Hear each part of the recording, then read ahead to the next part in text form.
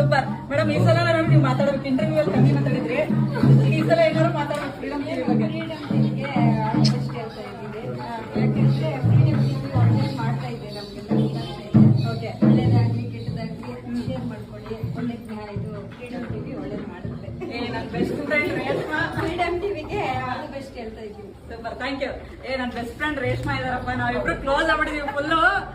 ದಿನ good morning message ಕಳಿಸ್ತಿರ್ತಾರೆ. Reshma, freedom ಟಿವಿಯ ಒಂದು ಇಂಟರ್ವ್ಯೂ ಆದ್ಮೇಲೆ ಬಹಳಷ್ಟು ಚೇಂಜಸ್ ನಾನು ಆಕ್ಚುಲಿ ನೋಡ್ತಾ ಇದ್ದೆ. ಬಹಳಷ್ಟು ಅವಕಾಶಗಳು ಹುಡ್ಕೊಂಡ್ಬಂತು. ನನಗೂ ಸುಮಾರು ಜನ ನಿಮ್ ನಂಬರ್ ಕೇಳಿ ಟಾರ್ಚರ್ ಮಾಡಿದ್ದಾರೆ ಒಂದು ತಿಂಗಳು. ಸೊ ಹೇಗೆ ಅನಿಸ್ತಾ ಇದೆ ಹೇಳಿ. ನಿಮ್ಗೆ ಅಂತ ಅಲ್ಲ, ನಾನು ಎಲ್ಲೇ ಹೋಗ್ತೀನಿ ಅಲ್ಲೆಲ್ಲ ಫೋನ್ ಮಾಡ್ತಾರೆ, ಅಲ್ಲೇ ಇರೋ ಗಂಟ ಅಲ್ಲೇ ಮಾಡ್ಬಿಡ್ತಾರೆ ಫೋನು.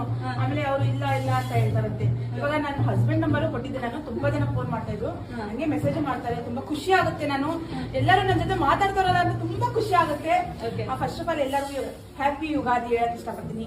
ಹೆಂಗೆ ಸಿಹಿ ಬೆಲ್ಲ ತಿಂದಿರೋ, ಹೆಂಗೆ ಕಹಿ ನೀವು ಬೇವಿನ ಸೊಪ್ಪು ತಿಂದಿರೋ, ಹಂಗೆ ನಿಮ್ ಜೀವನ ಖುಷಿಯಾಗಿರ್ಲಿ. ಕಹಿ ಇದೆ ಅಂತ ಹೇಳ್ಬಿಟ್ಟು ಕೆಟ್ಟದನ್ನ ಕೇಳಿ ಬೇಜಾರ್ ಮಾಡ್ಕೋಬೇಡಿ.